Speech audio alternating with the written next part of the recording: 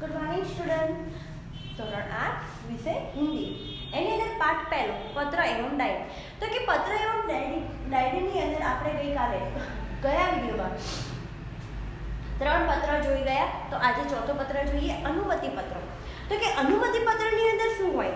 તો કે એ રીતથી જ કે તમારે આ રીતથી જો અહીંયા એડ્રેસ લખવાનું હોય છે, બરાબર ને? અને किसी कार्य के लिए अनुमति मांगने का पत्र. तो कि देखो यहाँ पर लिखा है सादर प्रणाम पूज्य पिताजी, सादर प्रणाम. आपका पत्र मिला, सबकी कुशलता जानकर बड़ी खुशी हुई. आप मेरी जरा भी चिंता न करें. आपको सूचित करते हुए मुझे खुशी हो रही है कि हमारी कक्षा के सब विद्यार्थी अगले महीने की 17 तारीख को अजंता एलोरा की गुफा देखने जाने वाले हैं. तो यहाँ पर कोई लड़का है, वह अपने हॉस्टल में रह रहा है, तो अपने पिताजी से बाहर प्रवास जाने की अनुमति मांग रहा है, ऐसा पत्र भेज रहा है. मैं भी उस प्रवास में सम्मिलित होना चाहता हूँ. स्कूल बस की व्यवस्था की गई है. यह प्रवास 3 दिन का रहेगा और 800 रुपये का खर्च आएगा. इस प्रवास में बहुत से दर्शनीय स्थल देखने को मिलेंगे.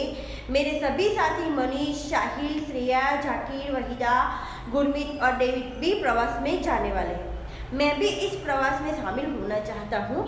आप पत्र द्वारा इस प्रवास के लिए मुझे अनुमति देना और 800 रुपये मनी ऑर्डर भेजने की कृपा करना. तो कोई लड़का है, अपने पिताजी से अनुमति मांग रहा है. फिर आगे का पत्र है प्रार्थना पत्र. तो कि प्रार्थना कैसा होता है कि छुट्टी के लिए प्रधान अध्यापक को पत्र लिखता है कि देखो ऐसे जिस तरह आप एड्रेस लिखते हैं वैसे ही एड्रेस लिखना है. तो हम पत्र देखते हैं. सेवा में श्री आचार्य महोदय, डीई सार्वजनिक विद्यालय भावनगर. आदरणीय गुरुदेव, सविनय निवेदन है कि मेरी बहन की शादी आगामी 27 तारीख को निश्चित की गई है. मैं उसका एक लौता भाई हूँ.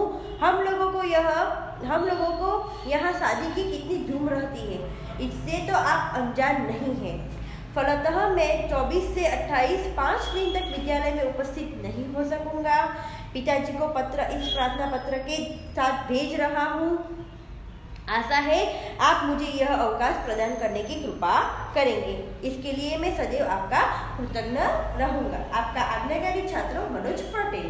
फिर आपकी छात्रा कौन सी छात्रा में पढ़ते हैं वह लिखना है. फिर आगे का पत्र है कार्यालयी पत्र. देखो पत्र के कितने प्रकार हैं यहाँ पर देखे गए हैं. तो कि कार्यालयी पत्र, तो कि कहाँ पर लिखा है, लिखना शिकायती पत्र लिखना है. कार्यालय में शिकायती पत्र लिखना है. तो कैसे लिखते हैं? जैसे यहाँ पर आगे देखो, यहाँ पर डेट तारीख मारी है, यहाँ पर दिनांक लिखा हुआ है. फिर आगे देखते हैं स्वास्थ्य अधिकारी महोदय, महानगर पालिका बड़ौदा से. मान्यवर, सविनय निवेदन है कि मैं गायत्री मोहल्ले में रहता हूँ. यह मोहल्ला पिछले कई दिनों से ठीक से साफ नहीं हो रहा है. आजकल शादी का मौसम है. रास्ते पर गंदगी फैली हुई है. पास के कूड़ेदान यानी डस्टबिन में सब जूठन डाल जाते हैं. बदबू के कारण पिछले 2 दिन से तो यह हाल हो गया है कि वहाँ से आना जाना भी मुश्किल हो गया है. कोई इलाका है वहाँ पर बहुत गंदगी फैली हुई है और वह महानगर पालिका को कार्यालय पत्र भेज रहा है, शिकायती पत्र. आने जाने वाले सभी लोग परेशान हो रहे हैं. यदि गंदगी को शीघ्र न हटाया गया तो मोहल्ले भर में बीमारी फैल जाने का डर है. आशा है आप शीघ्र ही उसे हटवाने की व्यवस्था करेंगे. आपका विनम्र सेवक सुरेश भाई परमार, गायत्री मोहल्ला बड़ौदा. फिर ऐसे शिकायती पत्र भेजते हैं. और फिर व्यावसायिक पत्र. देखो व्यावसायिक पत्र में क्या है, तो कि पुस्तकें भेजने के लिए पुस्तक विक्रेता को पत्र लिखना है. व्यवसाय यानी कोई बिजनेस धंधे के बारे में यहाँ पत्र लिखना है. तारीख 10 जुलाई 2011. सेवा में व्यवस्थापक श्री गजानन पुस्तकालय सुभाष रोड वलसाड. महोदय, मुझे निम्नलिखित पुस्तकों की आवश्यकता है, जैसे कि उन्हें आप डाक से भेजने की कृपा करें.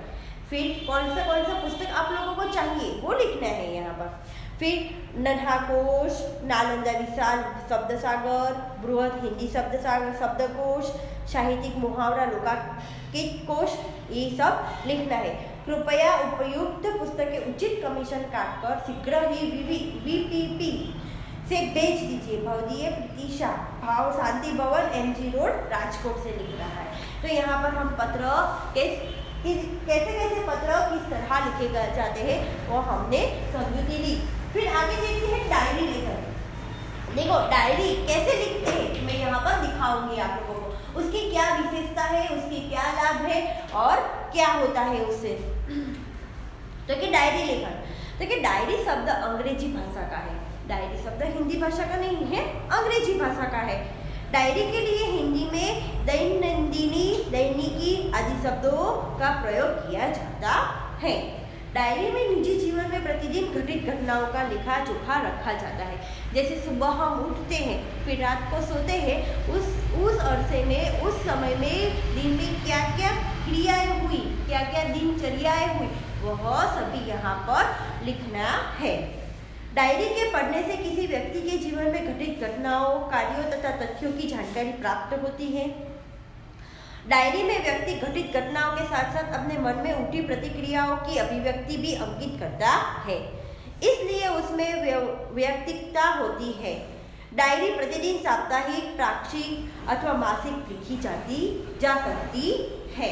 फिर देखो डायरी कैसे लिखती है, उसकी विशेषताएं क्या है। तो विशेषता यह है, देखते हैं हम कि डायरी लेखन में निम्न गुण होने चाहिए। डायरी लेखन में क्रमबद्धता हो, क्रमबद्ध यानी ऐसे व्यवस्थित लिखना है। इसमें लिखा गया विवरण संक्षिप्त, सारगर्भित तथा वास्तविक हो। फिर डायरी लेखन में स्थान, तिथि, घटना या तथ्य का स्पष्ट रूप से उल्लेख होना आवश्यक है। डायरी लेखन करते समय आलोचना, टीका टिप्पणी, बनावटीपन, काल्पनिकता, चित्रात्मकता, अनावश्यकता विस्तार से बचना चाहिए। फिर उसके लाभ क्या है, तो कि अनेक लाभ देखे जाते हैं, जैसे कि इससे जीवन में घटी घटनाओं की जानकारी प्राप्त होती है। हमारे जीवन में जो जो घटनाएं घटती हैं वो प्राप्त होती है। डायरी में तथ्यों का उल्लेख रहता है, इसी कारण व्यक्ति दिन भर जो अच्छे बुरे काम करता है उसका उल्लेख भी रहता है। इससे सहने बुराइयों बचा जा सकता है, यानी छोटी छोटी बुराइयां बचाई जा सकती है।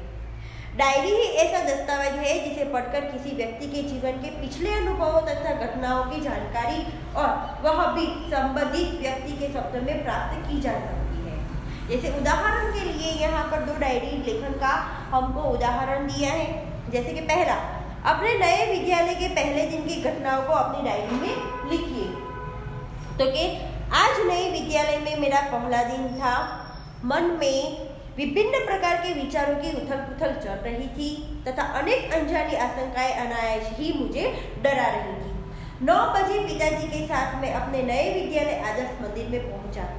प्रधानाचार्य कक्षा में जाने पर उन्होंने मुझे कुछ प्रश्न किए, जिनके उत्तर मैंने दे दिए। मेरे उत्तरों से वह संतुष्ट नजर आए। उन्होंने मुझे प्रवेश के लिए निर्धारित फॉर्म दे दिया। मन को राहत मिली। थोड़ी ही देर में शुल्क आदि जमा करवाने के बाद मैं अपनी नई कक्षा में पहुंच गया।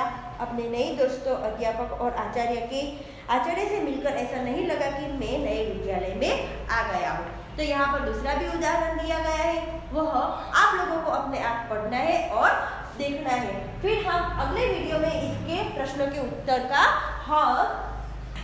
स्वाध्याय करेंगे।